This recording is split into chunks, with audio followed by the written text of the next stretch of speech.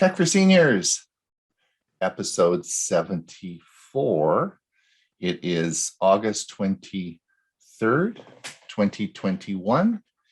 We have 77 people with us in the audience today.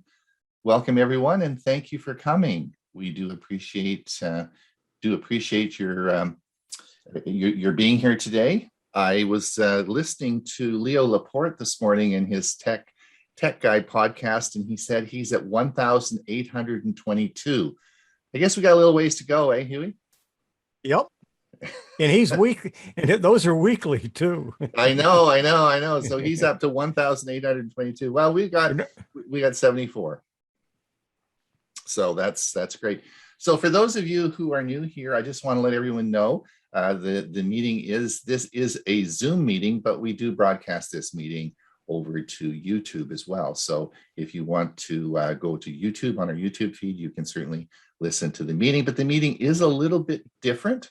We are going to go for 50 minutes over on YouTube, and then we'll stop just before Ray's music presentation. And if you are on YouTube and you want to come over, there's lots of room here. You can come over and participate in our question and answer period, which starts at the top of the hour. This will go on for about 20 minutes, and we can answer any questions you have. And then we give you about 10 minutes off, and then we have our premiere service that we launch on YouTube, which is this week. It's going to be it's going to be episode 22 from last year. What I do is I take go back to 1 year ago, which was episode 22. And there's going to be 2 sections on that. One will be, I'll be doing the final talk on modems and routers. And Hewie, do you remember talking on voice typing in Google Docs? You did a great talk about a year ago on voice typing in Google Docs. So both those 2 topics will be available as the premiere service at 1:30.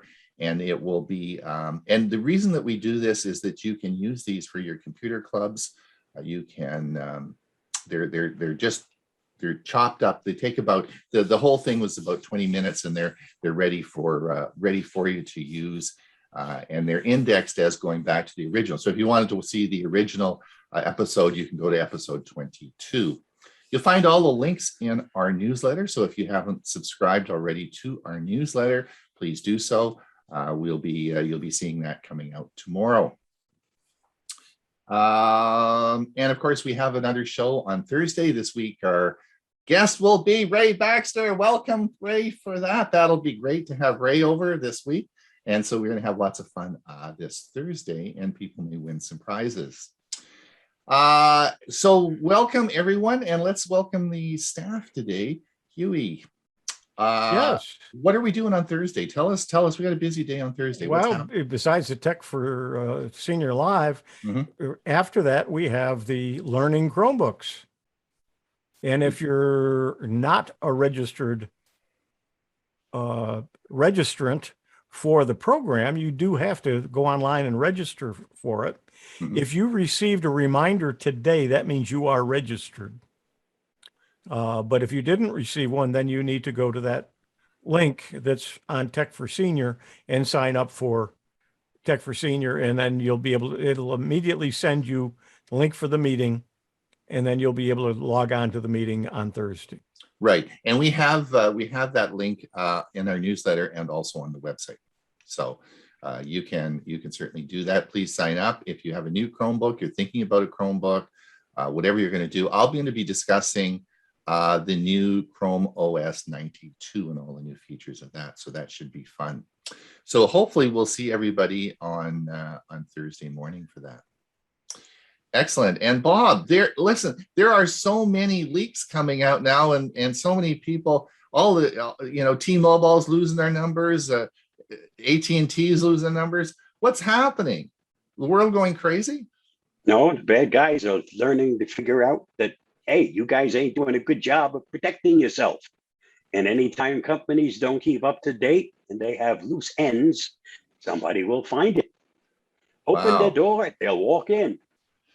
Yikes. I know you're going to talk lots about that probably in your security update today, but thanks for keeping us up to date on that. Lots of things changing in this. And this is Dewey and my big week. This is this is when we get our new watch, right? Right, Dewey? You bet, and I'm pumped about it. Yeah. I think it's Friday. I think it's and Friday. I'm going to use my watch strictly, very strictly, as a health assist. In other words, I didn't get the LTE model. It's going to be straight to help my health. And that's coming on Friday. So hopefully, I think the 27th is Friday this week, and that's when we're supposed to. We had to order these pre-release because they're releasing them on Friday. So I just hope that I'm around when the package comes, and I don't have to miss my package and go and pick it up the following week or something like that. Now it's going to be interesting, and it's fun because Dewey's going to have this. The thing that's different between Dewey and I is that Dewey has a Samsung phone and I have a Pixel phone. So one of the interesting things is going to be is to see exactly what works on what phone, because there are some limitations with this watch, which of course Dewey, I'm sure, will be alluding to in his talk today, but in that certainly the limitations in phone specific stuff. So we got lots to talk about, right, Dewey? We're going to have lots of fun with this. And the thing is that we have to realize this is not a set situation with the Galaxy Watch 4. Right. It's fluctuating. I mean, it's moving on. It's going to be constantly improving. So even if your Pixel doesn't work 100% now, it probably will. It better. It just about blew up on me last week. But that's the story. That's my show. That's my presentation today. So we'll talk about that a bit later. Bill James, you must have a gadget or something new that you got this week. Haven't purchased anything this week. Oh, I did buy 2 more Hue light bulbs, which I installed on the patio. One of the bulbs went out, so I thought, well, this is an opportune time to put smart lights out there. So now, in addition to the lights in the front, I have lights on the patio, and then I made a zone that's called outdoors. And so they both come on at a certain time and go off at a certain time. Mm-hmm. And so that's my latest addition. But I will have something in the future that I'm expecting, hopefully in September. And that's this coffee pot that I've been telling you about. Oh, okay. So that's my big ticket purchase for the year. More to come, eh? Ray, what's happening in the world of music? Oh, I don't know about music, but in the world of technology, I had no internet service this morning. I planned my time. I said, okay, I'll be able to. We normally part of the staff sign in about 10 minutes earlier, and I said, okay, I'm ready to go. And no internet service. I did the router. I did all the things you normally do. I said, no problem. I have a MiFi from Verizon. I'm going to hook that up. I couldn't find it. I'm going crazy because I had used it on a camping trip. Anyway, long story short, internet service came back from Suddenlink, and I'm in business. Let me show you one other quick thing. We were talking about gadgets and the adapters. This is an RJ45 adapter. So often I want to do downloads on laptops and either that don't have that jack anymore. So I just plug in my Ethernet cord to this, and then this goes into the USB. And I get the very fastest speeds rather than relying on Wi-Fi. Good stuff. Well, I'm glad you got your internet back. That's a bit scary. Yeah. It's a utility these days. It is. It's like water. It is. Bob, are you ready to roll? Let her fly. Let her fly. Hear my sound.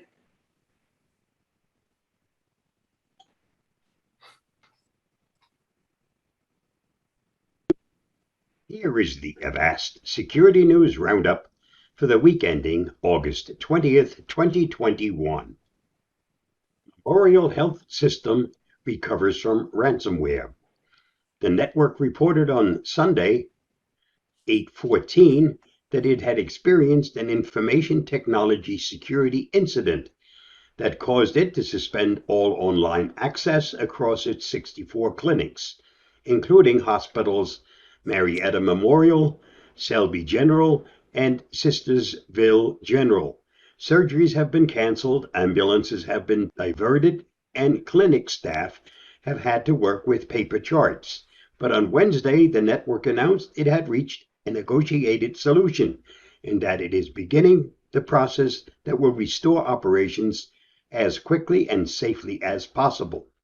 While details have not been given out, the wording in the MHS statement makes it sound as though the negotiated solution is a ransom payment.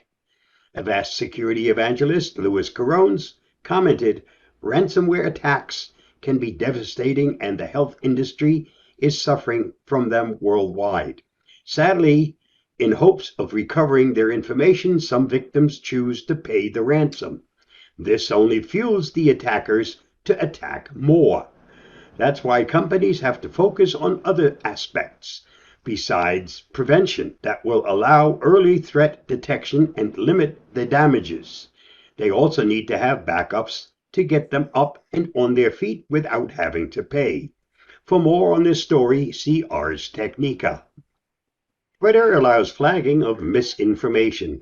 This week, Twitter began allowing users to flag misinformation the same way they can already flag harassments and other harmful content. The new alert tool comes as a result of heavy government pressure on social platforms to limit the amount of COVID-19 misinformation being distributed. President Biden told reporters in July that Facebook was killing people with vaccine misinformation.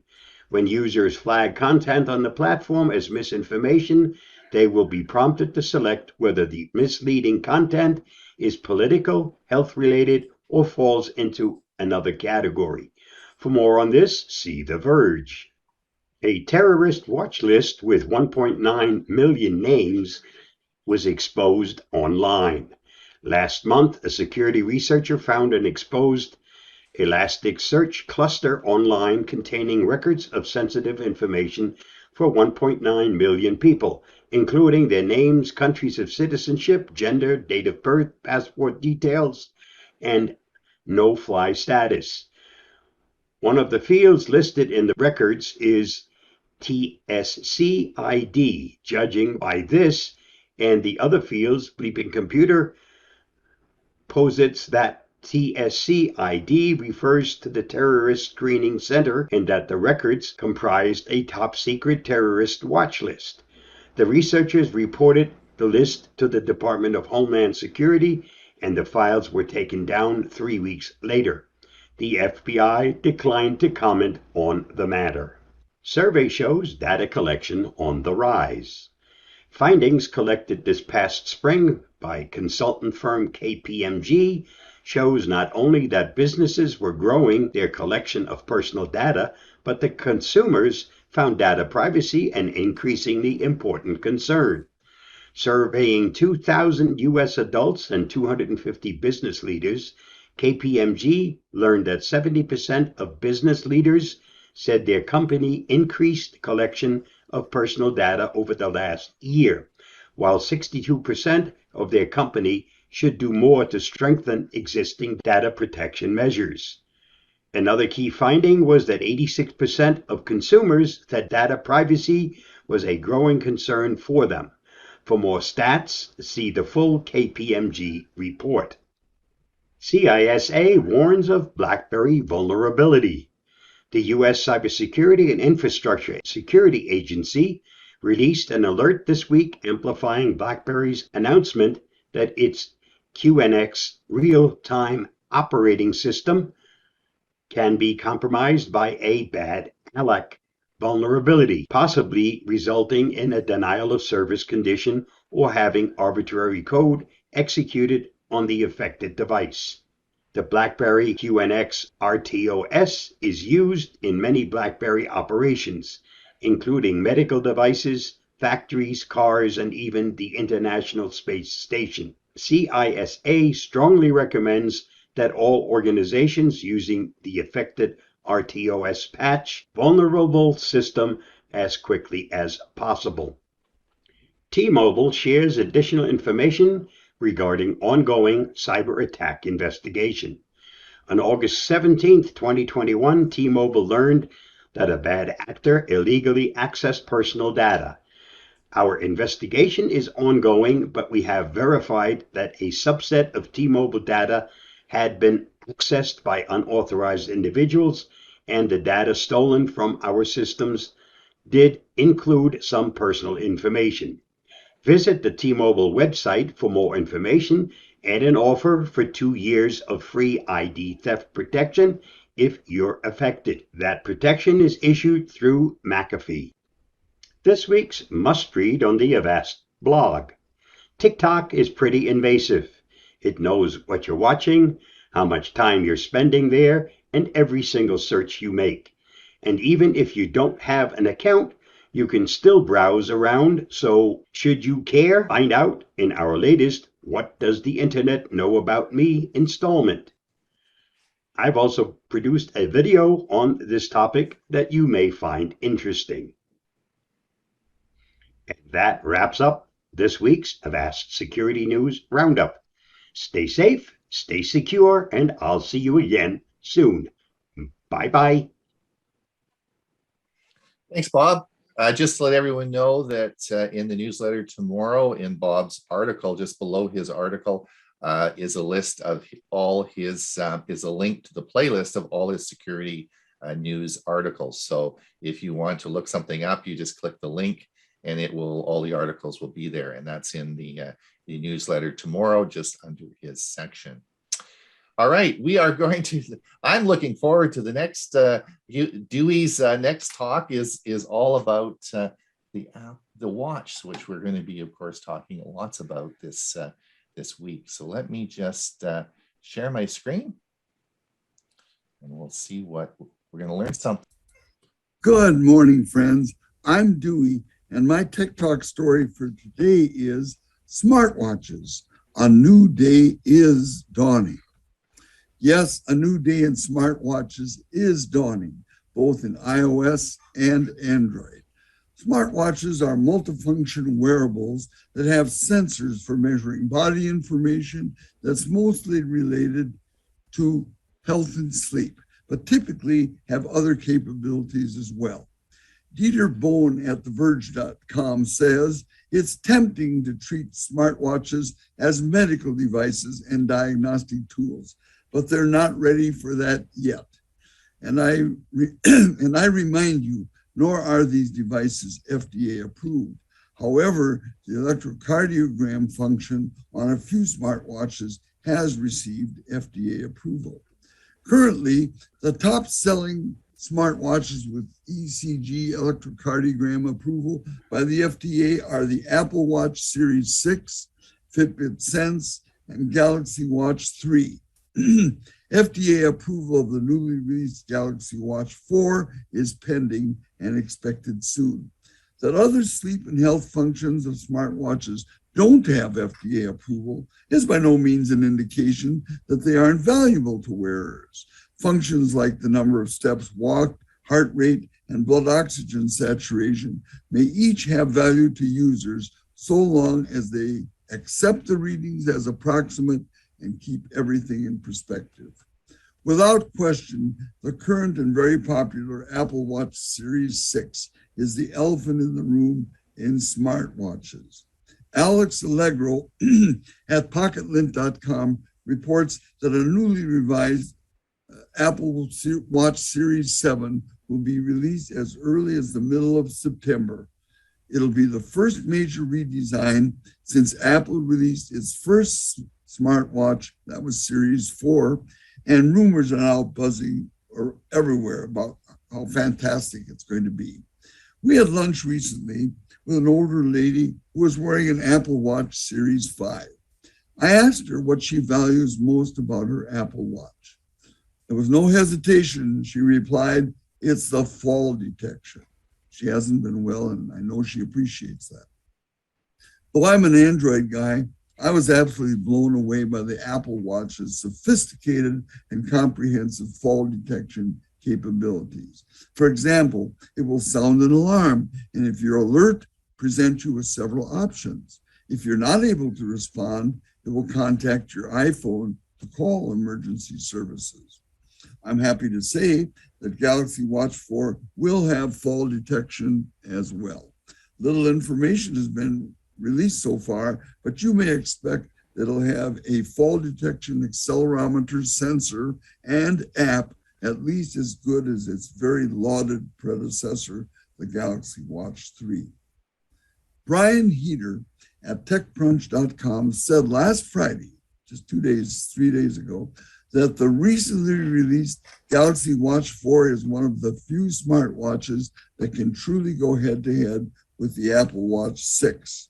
Like Apple is tied to the iPhone, the Watch 4 is explicitly tied to the Samsung ecosystem. It's not only the best smartwatch for Samsung users, but there's a case to be made for also being the best Android-compatible smartwatch, period, says Brian. His perspective on the Watch 4, in my opinion, absolutely hits the proverbial nail on the head based on everything I've learned to date. On August 11th, when Samsung introduced the Galaxy Watch 4, it was accompanied by a glowingly descriptive article, the title of which was Galaxy Watch 4 and Galaxy Watch 4 Classic, Reshaping the Smartwatch Experience. Reading the article transported me to the proverbial cloud nine, especially since I had just ordered my new Galaxy Watch 4 Classic. By the way, I ordered a red band because my car is red also. Kind of goofy, I suppose. When I reached the end of this 3-page article by Samsung, I found nearly 2 pages of what I call CYA endnotes, boilerplate. I became frustrated with going back and forth trying to correlate bits of text with its endnote, so I ended up copy-pasting each endnote into the text where it belonged. This produced a very interesting document, which I'd like to share parts of with you now. Won't read you the whole thing.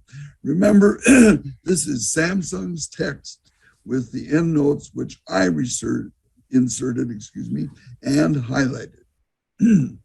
Here we go. Galaxy Watch 4 is equipped with Samsung's bioactive sensor, a 3-in-1 sensor with a single chip to precisely run 3 powerful health sensors: optical rate, electrical heart, and bioelectrical impedance analysis, so users can monitor their blood pressure. App availability may vary at launch and may vary by market, operator, or device. Subscription fees may apply for some apps. Detect an AFib, irregular heartbeat. App availability may vary at launch and may vary by market, operator, or device. Subscription fees may apply for some apps. Measure their blood level. The blood oxygen sensor, SpO2 feature, is not intended for use in the diagnosis of disease or other conditions, or in the cure, mitigation, treatment, or prevention of disease. Availability of this feature may vary by market. And for the first time, calculate their body composition. Intended for general wellness and fitness purposes only, not intended for use in detection, diagnosis, or treatment of any medical condition or disease. The measurements are for the user's personal preference only. Our new body composition measurement tool gives users a deeper understanding of their general health and fitness, with key measurements like skeletal muscle, basal metabolic rate, body water, and body fat percentage. In about 15 seconds, your watch's sensor will capture 2,400 data points. The Galaxy Watch series offers our most complete picture of your sleep patterns yet.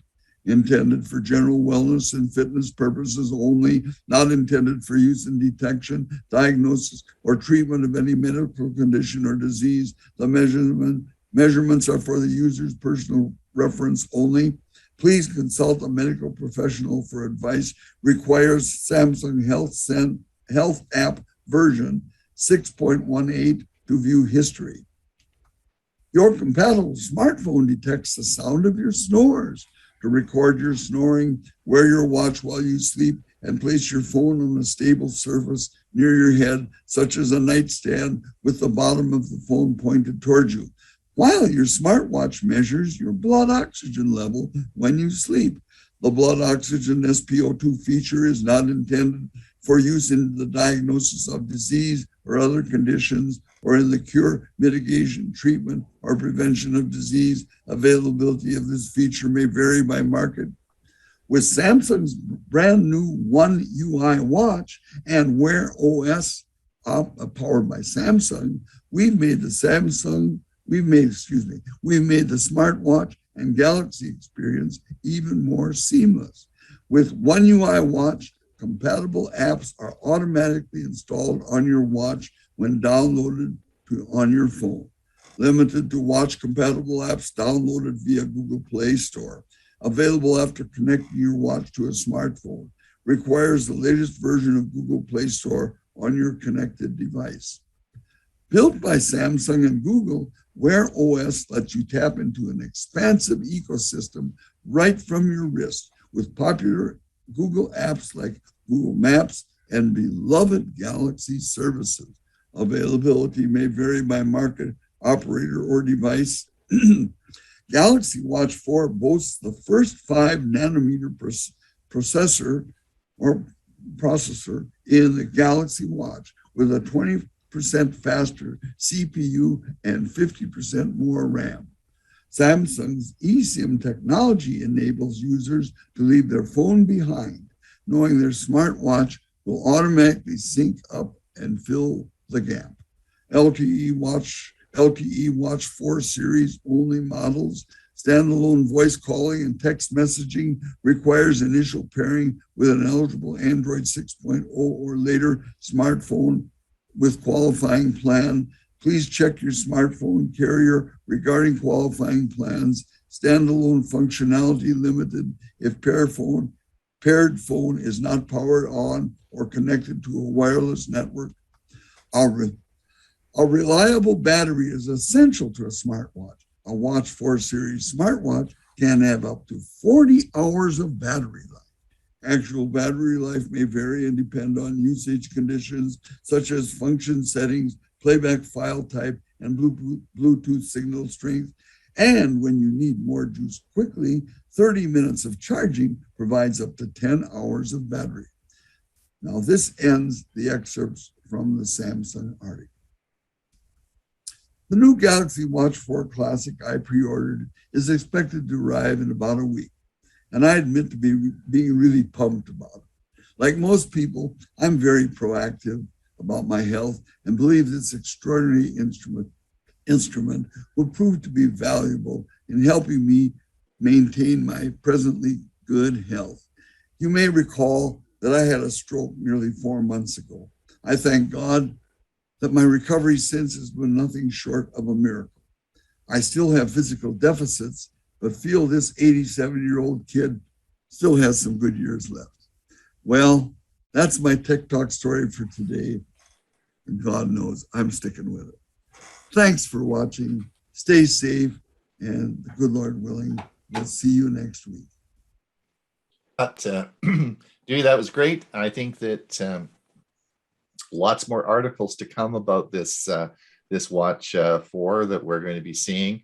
Lots of yellow there in that article, so lots of things we don't know what's going to happen, but it should be fun, and we should have lots of things to talk about. Speaking of talking, Hewie, are you ready to tell us all about podcasting? Are you saying I talk a lot? No, I'm not saying that. I'm not saying that. But but you're going to tell us about podcasting today, aren't you? I certainly am. There you go. As soon as I can share my screen and do this, and I'm ready to go. There you go. Please like this video and subscribe to our channel.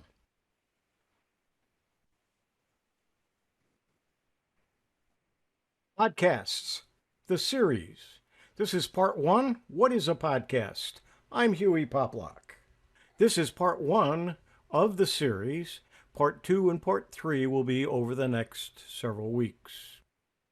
So, what is a podcast? A podcast is an audio program, just like talk radio, but you subscribe to it on your smartphone and listen to it whenever you like. A podcast is a series of spoken word, audio episodes, all focused on a particular topic or theme, like technology, cycling, or startups. You can subscribe to the show using an app on your phone and listen to the episodes whenever you like on your headphones, in your car, or through speakers. If you're new to this, it can be easier to understand if you look at how radio or TV personalities are turning their shows into podcasts. But remember, podcasts have gone way beyond radio. You'll find out more about that in a minute. So, if you're a fan of a personality, you can subscribe to the podcast and episodes that are delivered to you each week. That means you can listen to them anytime rather than be stuck to the radio or TV at the same time each week. Many escape the shackles of traditional radio formats to explore brilliantly original approaches and completely niche subjects. For example, they can be any length, from 1 minute news snippet to a 3-hour in-depth interview. They can be any frequency, from daily to monthly. They can be any format, from simple solo shows up to a mammoth multi-person audio drama. They can cover any topic, many of which would never make it onto radio. No matter what you're into, you'll find a show that suits the topics you love and the time that you have. This is from the iHeartRadio listing of podcasts. So if you're into politics, you can listen to the left or you can listen to the right, whatever your choice is.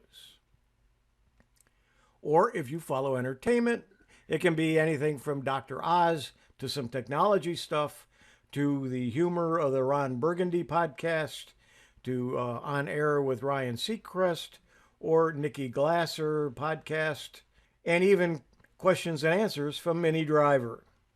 Here are the top 20 podcasts from July of this year. The Daily from the New York Times is ranked number 1. You'll notice that there are several coming from the NPR, or National Public Radio. The publisher doesn't always matter when it comes to where you listen to the podcasts. Many of these are on several podcast applications, and you can subscribe to them on any of the various programs. Most podcasts today are audio only, even though video podcasts do exist. Podcasting has really grown out of the need for background content. That means something that can entertain you, educate you, or inspire you in the background of other boring or rote activities. For example, one of the most common ways people listen is in the car. You can't watch video there, of course, so audio content is great. In the same way, podcasts are great for listening at the gym while you're mowing the lawn or on your journey to work. Any moment of wasted time can be a moment for audio. You'll see the Amazon device on the dashboard, and that's how I listen to podcasts. That's one of the ways I listen to podcasts. Of course, that means you need something to listen on, so you might need to get yourself a set of headphones to connect to your smartphone.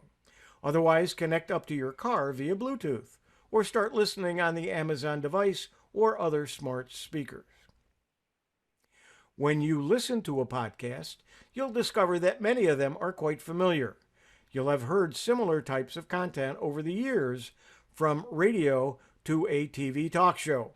On the other hand, you'll also hear podcasts that are completely new and entirely different to the norm, thanks to the freedom that podcasting allows. Most podcasts will be themed around one particular topic. The host or hosts will talk about that topic on every episode. Sometimes it's really specific. Here are the topics on the iHeart podcast lists.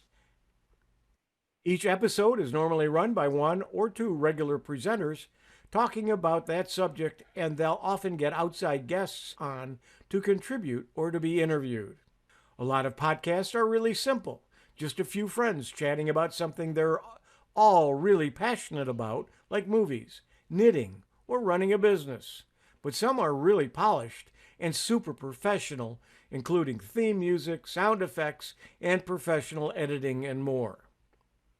The more professional podcasts are great to listen to, but they take a lot more time and money to produce. The amateur shows, on the other hand, might have a few rough edges, but it means they can get it out every single week and grow a loyal following. Most people listen to a bit of both types. The biggest factor in most podcasts is the host or hosts, and you'll gravitate towards topics and hosts that you like more than the approach that they take. The most complicated aspect of answering the question, what is a podcast? And where many people get confused is in the difference between a simple audio file and a full-blown podcast. The simplest explanation is that an audio file and a podcast episode are technically the same. If you've downloaded a podcast episode from a podcast site, you've already discovered the fact that you're just downloading an audio file. The difference comes when you add the option to subscribe to that series of audio files. So if you use a podcast hosting service to allow people to subscribe to your series of audio recordings, then you've suddenly turned them from a simple audio file into a fully functional podcast. They're still just audio files, but alongside the subscription, you can now call them a podcast too. The subscription aspect is done for you automatically if you use a good podcast hosting company, but you might want to know a little bit about how it works. It's run through a technology called RSS, that's the tricky bit, and it's just a computer language that lets your podcasting software talk to a podcasting website. This has been part 1, What is a Podcast, of the podcast, the series. Next will be How to Listen to a Podcast. I'm Hewie Poplock. Thanks for joining.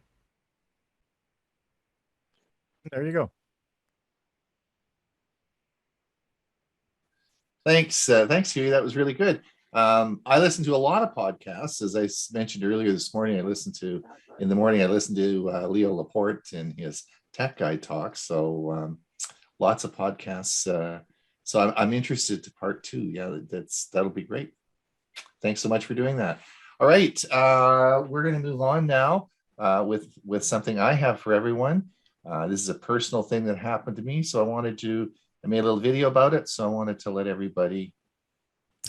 It's Ron Brown with Tech for Seniors. You know, as a physician, when working in the hospital, I had to make split-second life-saving decisions.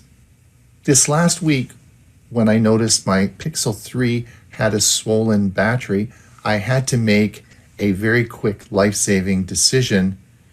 Yes, I'm okay. There was no fire. There was no explosion. And my house didn't burn down. But it could have. And today I want to tell you what you should do if you have a swollen cell phone battery. 3 things that you need to know to stay safe. Let's get on with it. Now you know the routine. If you like this video, please click the like. And if you want to see more videos like this, please subscribe to our channel. Now in this picture, you'll see my swollen Pixel 3 phone. Again, please stay watching till the end of the video, and I'm going to tell you 3 things that you need to know to keep you and your family safe when using a lithium-ion battery. Let's look at the history of my Pixel 3 cell phone. I purchased it from Google Fi in November 2018. Google Fi is the cell phone wing of Google, so I purchased it right from the source. I purchased it and quickly got a protective case cover for it, and it has never been dropped. I use it a lot, and it's charged by my bedside.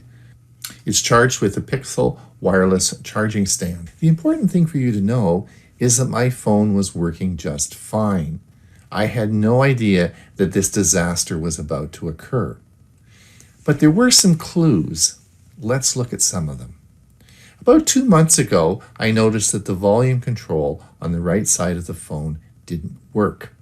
Now, this was most annoying, particularly in the morning when I often listen to podcasts, and I had to manually go in and set the volume level to listen to podcasts. I took the phone out of the case, and the volume control started to work again. Well, I put it back in the case and thought it's another challenge and I'd look at that later, which I never did. The phone stayed charged and I really had no problem with it, although it did seem excessively hot when I used it for duo calls with my friends. My plan was to continue with using the phone and purchase a Pixel 6 this October. I sort of knew it would probably be reaching the end of its life now, but really had no clue what was about to happen. Now, last Saturday morning, I was listening to a friend of mine tell a long story. We were at a table and I put my cell phone on the table and was fidgeting a bit. And when I looked at my cell phone, I noticed a couple of things. And the first thing that struck me was it didn't fit in the case properly. And if you look on the right side at the top of the picture, you will see that in fact the cell phone is not fitting in the case properly as it is at the other end. Now, if you look at the picture at the bottom of your screen, you'll see my cell phone. It is not fitting in the case. You can actually see on close inspection that there is a little bit of a bulge there.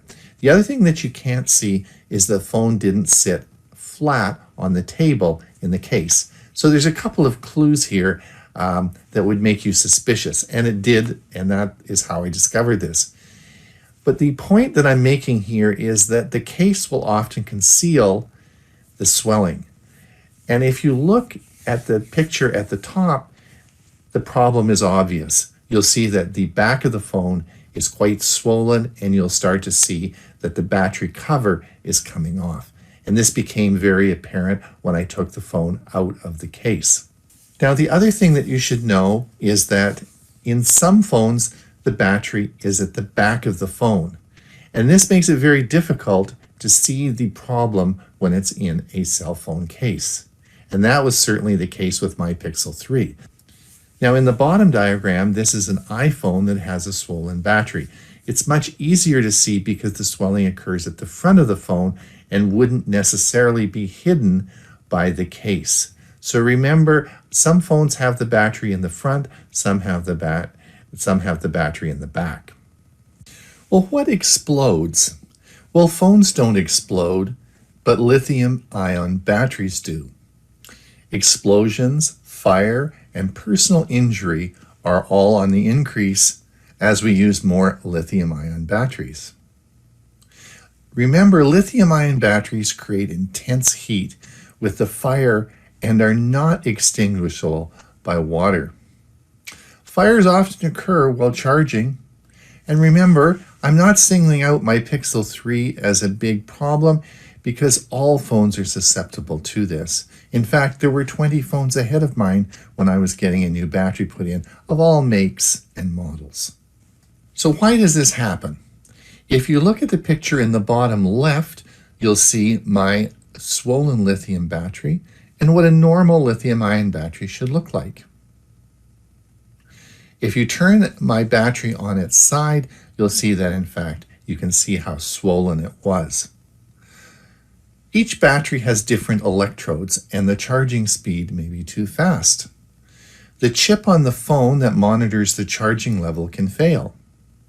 The battery can be damaged with a fall, or it may be a manufacturing problem with the actual battery. Let's talk more about that. Now, in the next slide, I'm going to show you some examples of fires that occur with lithium-ion batteries. On the left side, you'll see my swollen battery. Now, wouldn't it just be interesting just to put a knife in that and see what is inside? Let's see what happens if you did that. Watch the picture on the bottom right.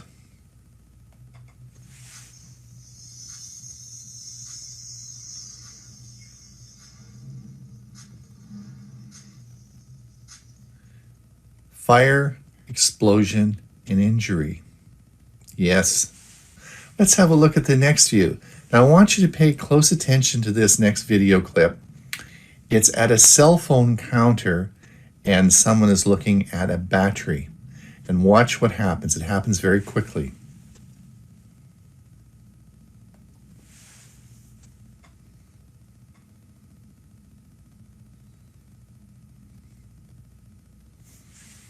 Yes, I'm sure there was serious injury. Now let's look at the next slide. You'll see in this picture, you'll see a lady who has a cell phone in her purse. This is going to explode. I want you to watch and see what happens.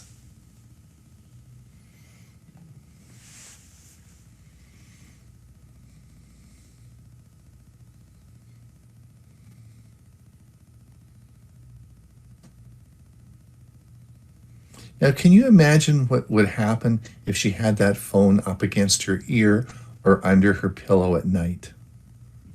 It is amazing the power of that explosion and the intensity of the heat. All right, now let's look at a cell phone that's just charging and see what happens.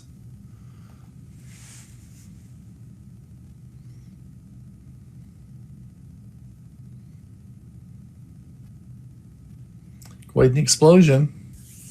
This summer has had record heat waves. This makes the inside of your car very, very hot.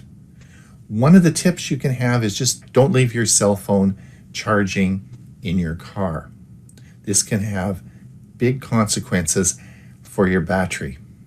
Heat is not a friend of your battery and will lead to what you've seen in the video previously. Conversely, many of you don't remember, but it actually gets cold in this world and freezes. Remember snow? Remember that concept of snow, freezing and frost? Well, freezing your battery can equally be a problem. So again, treat your phone with care. Don't leave it in the car. Don't leave it in extremely hot conditions, and don't let it freeze. Now, my recommendations, and we'll get to the 3 tips in just a minute. If your battery is hot, unplug it and let it cool down. Don't buy cheap or unreliable chargers. This is often a big problem and a cause of these battery explosions. Don't buy cheap batteries and attempt to fix them yourself. Most of the battery failures that you saw in the video today were batteries that were put in as an aftermarket battery selection. This can be disastrous. Do not put these phones under your pillow. Again, that can be really a bad situation. If your battery is losing power, see an authorized dealer, and don't carry your phone or your power bank in your back pocket. 2 things can happen. You can sit on it and it can deform and bend the battery, causing a puncture, and of course you saw the problem that could have. And also, sitting on your bum, it causes a lot of heat. And again, this is bad for your battery. Okay, let's get to my 3 recommendations. Take your phone out of the case and inspect it once a month.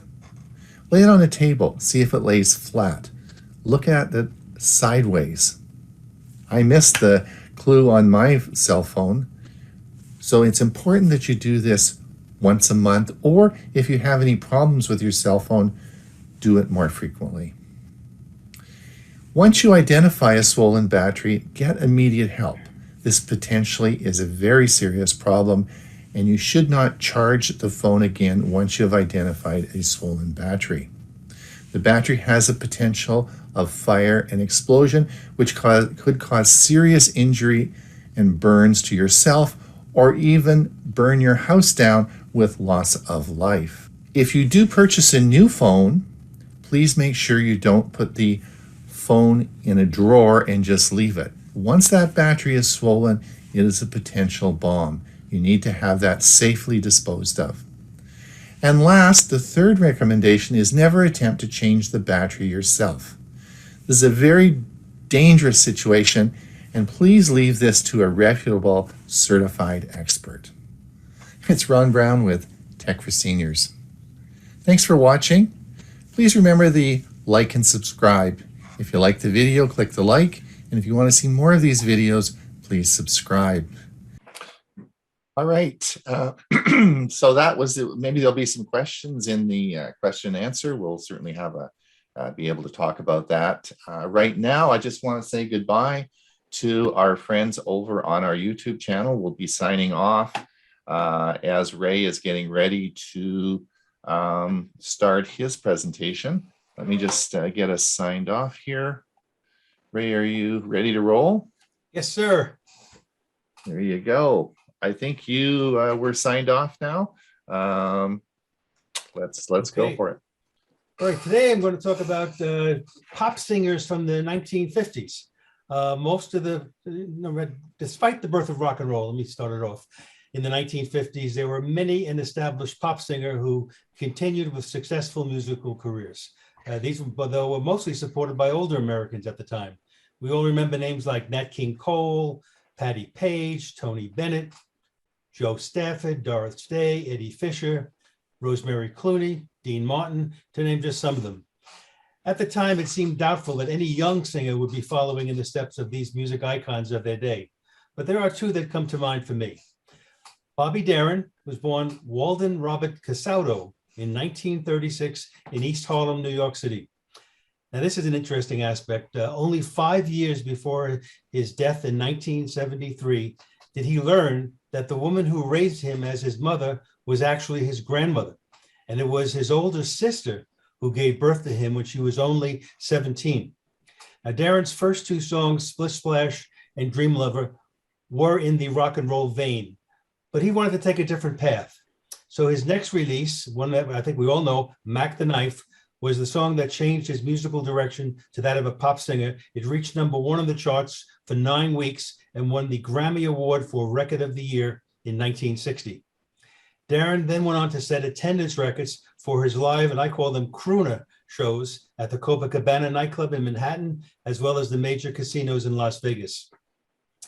Darin then starred in his first film, Come September, that was in 1961, where he met a co-star named Sandra Dee, who he later married. But as a child, Darin suffered from rheumatic fever, and that weakened his heart and led to a very early death at the age of 37.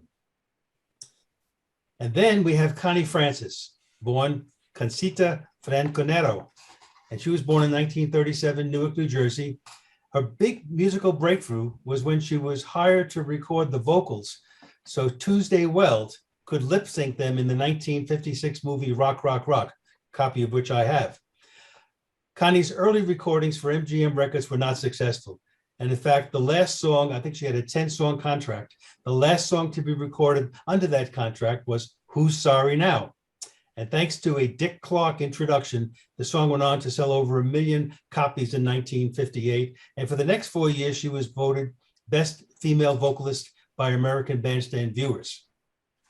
Now, Francis continued to release songs geared to the teenage audience, but at the same time, she had a larger and longer lasting focus on more adult audiences with her many LP albums in foreign languages.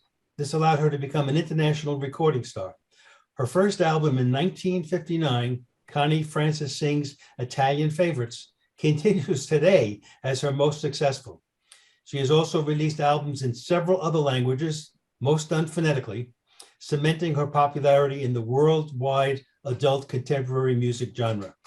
But Connie Francis has also suffered more than her share of tragedies, with a sexual assault at a motel she was staying at during a performance on Long Island in 1974, and bouts with manic depression.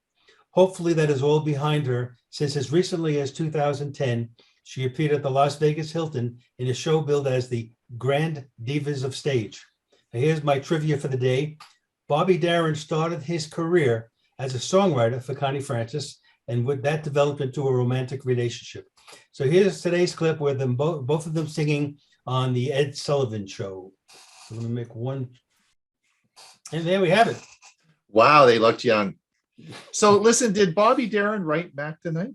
No, that was a song written maybe 100 years before. Oh, It's okay. an old song, I think it was from an opera, but he changed the writers then updated it to make it more appealing for the crowd in 1960. Kurt Wheel. Who was it? Someone Kurt said- Wheel. Kurt Wheel. Oh, Thank you. W-E-I-L. ah. Well, so that was really great. Thanks a lot. Well, it is top of the hour, almost top of the hour. We're another hour has gone by, and we are going to move into the question and answer phase. Just before we, some of you may have to leave. Just want to let you know that don't forget at 1/2 past the hour, we will have the YouTube premiere version of episode 22. And I'll be finishing off on, I think, one of the best parts of the modems and routers section, the 3-part section. And Hewie will be talking about voice dictation in Google Docs, which are two things we talked about a year ago. So if you want to watch them again and you want to have those clips for your computer club or whatever, you can certainly play those, and they'll be available at 1:30. I want to thank everyone for coming today. We've had a great show, lots of interesting things. We might have some questions now. I know that we will have, we'll get into that in a minute, but I want to just remind everyone that on Thursday, we will have our Learning Chromebooks.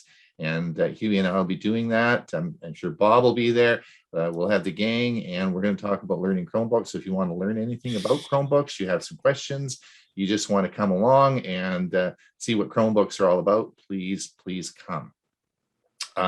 We'll, of course, have Tech for Senior live on Thursday morning, which will be at 9, I guess at 9 o'clock Pacific time. And Ray Baxter is going to be with us this week. That'll be great, Ray. So we're going to have Ray, and we will have an hour-long show, and we're going to give away some prizes as well. So some of you have won, and that's great. So you'll be, so we'll see you again. We'll see you on Thursday morning. It's remember that the Thursday morning meeting is not a Zoom meeting. We always get lots of people signing on and trying to join a Zoom meeting for the Thursday morning. It's broadcast to YouTube and to our Facebook page. So if you want to find out how to get there, just go to our website. Boom, it'll tell you right there. Just hit the button and it'll take you right to where you want to go. All right, let's move into the question and answers. And we have, we could ask if you would please, in the reactions at the bottom, you can click the button there and raise your hand. That brings you up to the top of the screen. We have a lot of people in the audience today, so it's hard to see you if you don't raise your hand. So we will look. I think Dorothy is the first person to raise her hand. Dorothy, go ahead. What question do you have for us today? Just a quick question with the T-Mobile breach. If you have a T-Mobile account with a cell phone, which we do with the US phone we have, would we be notified by T-Mobile? Bob, unmute yourself. You're muted. I was not notified. I followed that link, and the link is, when you watch the video, I posted the link to contact T-Mobile, okay? And then within 24 hours, I got an email from McAfee, and I did the sign up. Oh, okay. Thank you. Mm-hmm. And Hewie, you have a question or a comment? One of each. Somebody wrote in the chat box, what time is the Chromebooks? And it's because you were saying, you were talking about 9 a.m., which is the Tech for Senior talk live, but the Learning Chromebook starts at 2 p.m. Eastern time, which is 11 o'clock Pacific time. And then anybody that lives in between those, whatever the time frame is. The other thing I wanted to mention from the music session, which was excellent again, Ray. But I was for a lot of you don't know, I was in the nightclub business for 26 years. And one of the things we were always concerned about is lawsuits because of over-serving somebody or somebody tripping and falling, and it was something that we had in the way or something. A lot of the suits and the ability to sue came from Connie France's attack at a motel in Long Island, that she was assaulted, and it was found that the hotel or motel at the time didn't have enough lighting outside, and there were some other things that they were responsible. So they ended up getting sued and having to pay her. And that brought about all of the lawsuits that came about after that in the restaurant and nightclub and motel industry.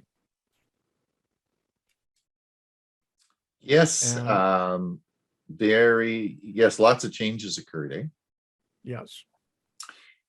George, go ahead. Unmute yourself. Yeah, you're muted. unmute yourself. Yeah. There you go. So I think heat is the killer of the batteries.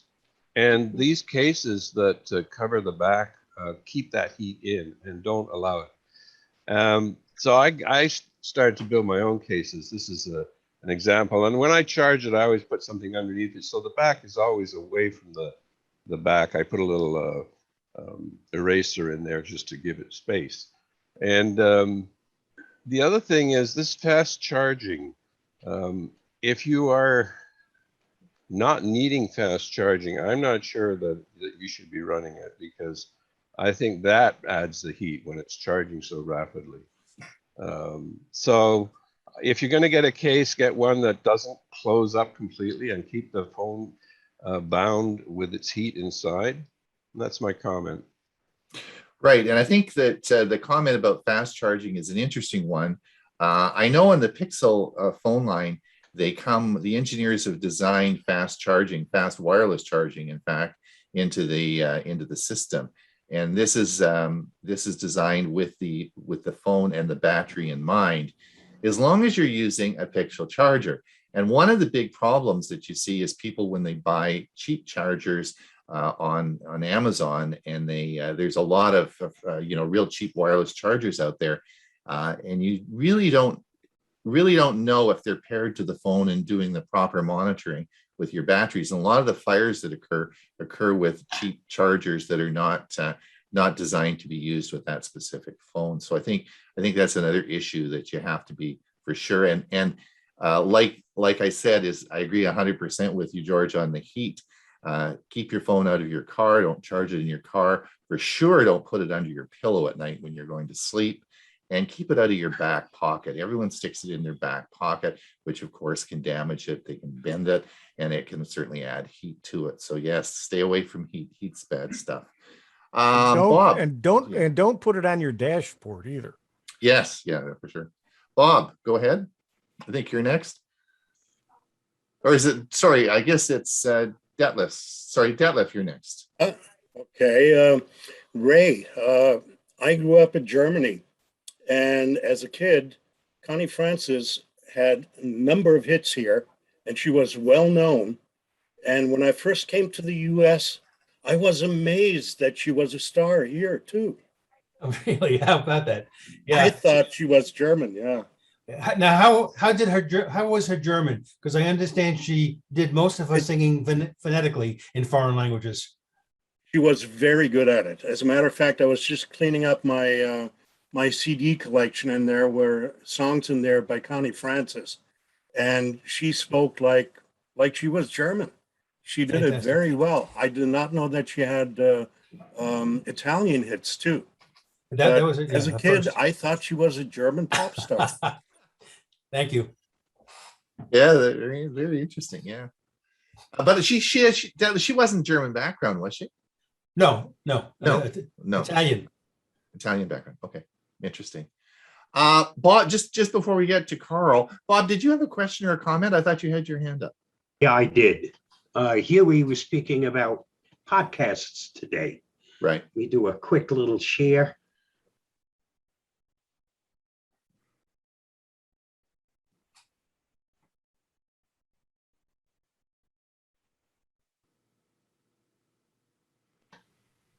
No, that's the wrong share.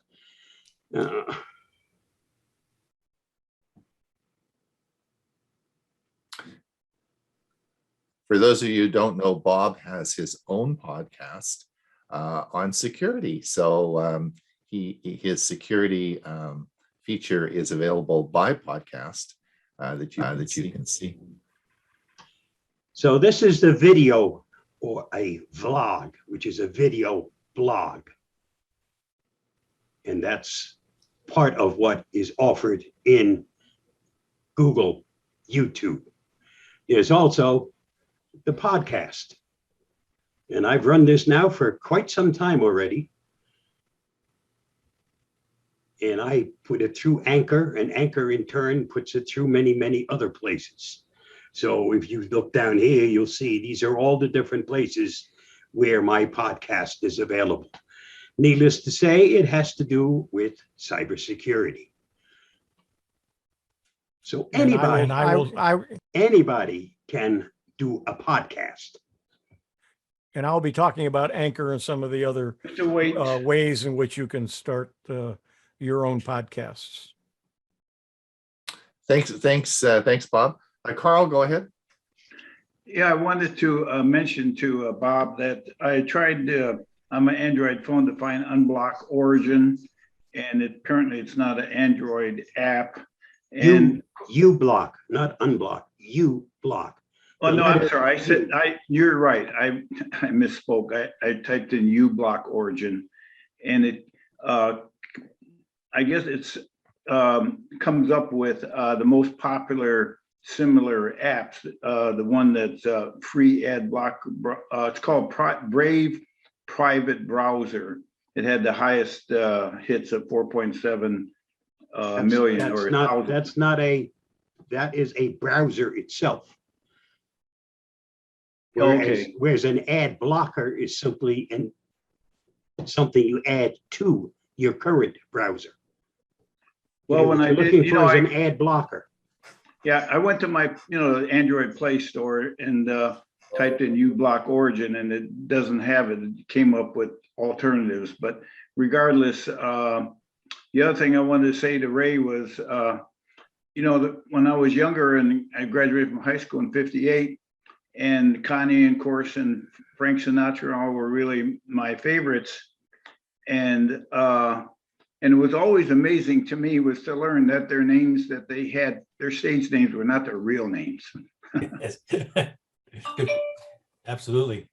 They had to flow. The names had to flow. That's right. I wonder who chose Bobby Darin. Isn't that's such a cool name compared to what his original name was? He had his friend was Darren McGavin at the time. So the last name Darren, that's where he took it from. Oh, really? Oh, cool. Yeah. Dorothy, go ahead. I just wondered the video you did on the smartphones and the heat. Is it going to be on the Facebook? Yes. Okay. Yeah, it'll be. I haven't. It's on YouTube now, but I just haven't polished it. There's part of uploading it, and then you have to do all pre-release stuff. And I'm going to do that probably today. And I couldn't find it right now. Yeah, it's private. I haven't finished. I haven't quite got it finished, but it'll be there. It'll be there. It'll certainly be here later today, probably. Good. I mean, I see, drives me crazy when I'm walking and seeing people that have their phones in their back pocket, and their back pockets aren't even big enough really to hold the phone. But I saw it in Las Vegas once, and I'm thinking, geez, that would be so easy for someone just to pull the phone out of that pocket. Well, also if you sit on it and bend it, of course, you can imagine. You saw what happened with when the battery gets punctured. When the battery, particularly if it's swollen, if it gets punctured, you saw what can happen, and that would cause a terrible burn. Terrible burn, right? You wouldn't be sitting on your butt for a long time, So yes, indeed, these are very dangerous situations. Now, fortunately, they're not. The problem is they're not that common, but because so many people now are using lithium-ion batteries, we're seeing this more and more and more, and we're seeing bad burns that are caused by this, and so that's just a worrisome thing. And that would be why you can't put any devices in your suitcase if you have to travel again. That's right. So we want so you can't pack your cell phone. And that's one of the common. I volunteered at our airport on Wednesday morning, and whenever I hear someone's name getting called to the baggage department, it's because they put their cell phone in their checked baggage, and they don't want that because I guess the idea is if your phone catches on fire, they want it to be in the cockpit area, so that in the cabin area, so that they can put it out. If it's down in the hold of the airplane, they couldn't do that. So I guess that's the reason behind that. You aren't allowed to bring bombs aboard your airplane. So putting that in a suitcase could potentially. It could be, yeah. It is.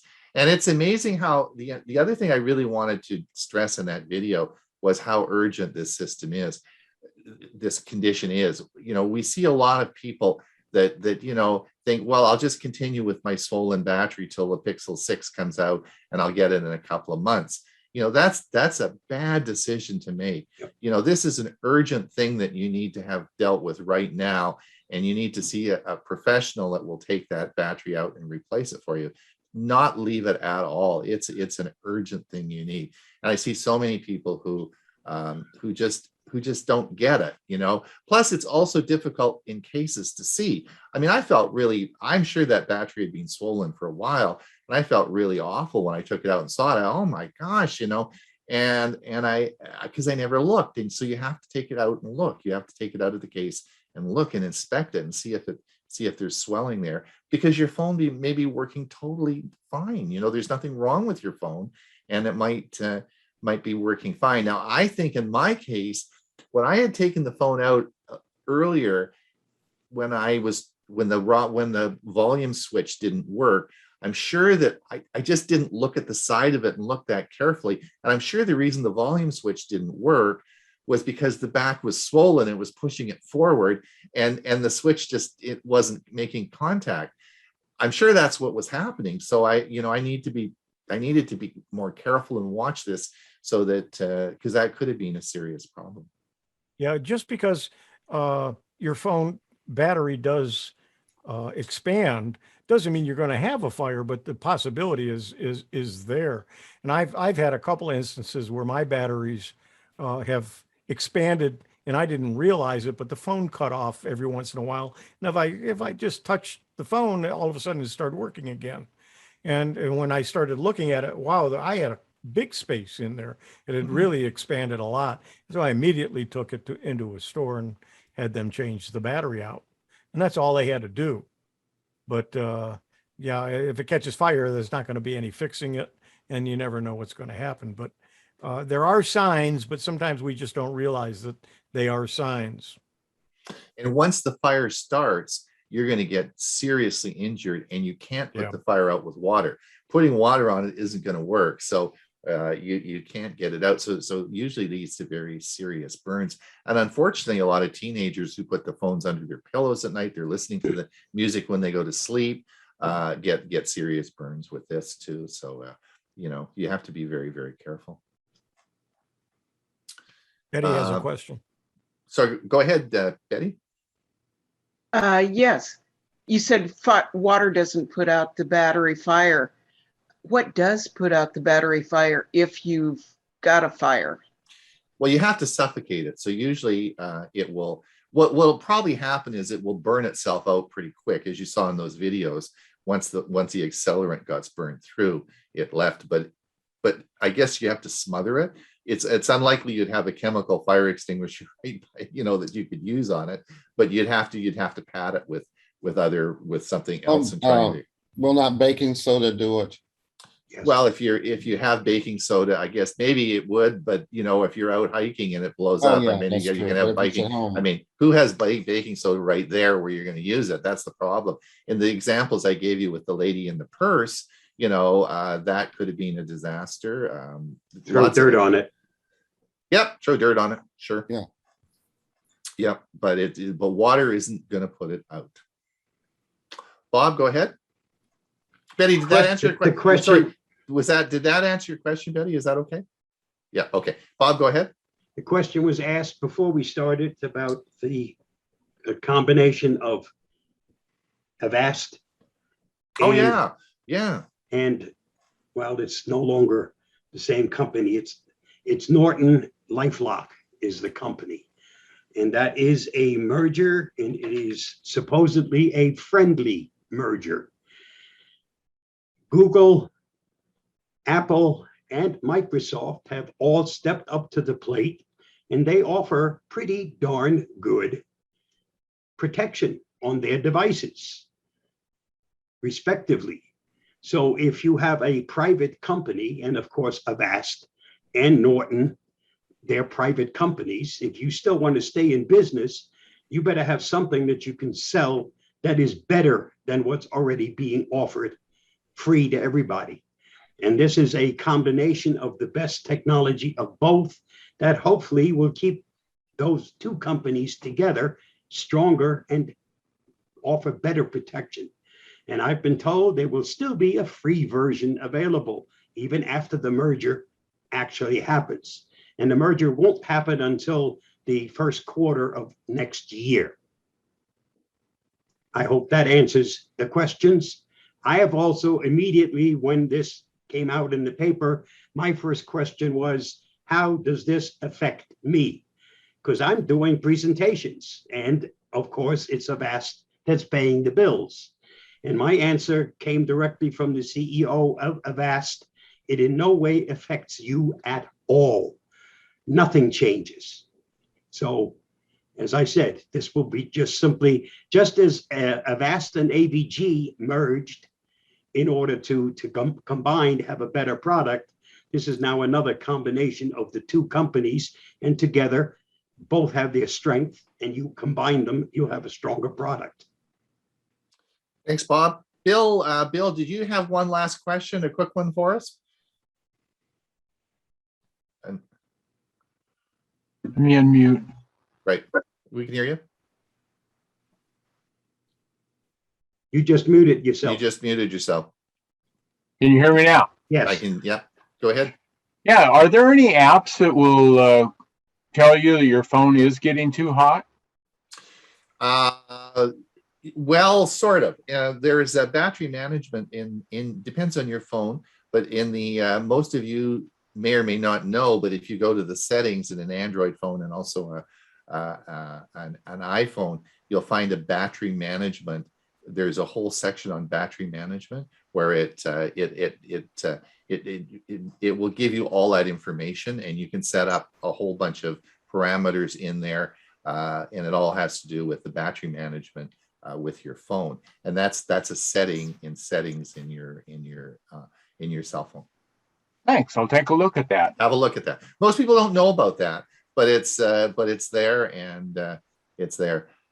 All right, listen, thanks everyone for coming today. It's 20 past the hour now. We're gonna want to give you a 10-minute rest before we move into our YouTube premiere version. Thank you for coming today. Thanks for everybody for presenting and doing the work today. We will see everyone next Monday or on this Thursday for Tech for Senior Live or for Learning Poplock. We have a busy Thursday coming up. Thanks again for coming, and we'll till we meet again. All right, bye now. Bye, everybody.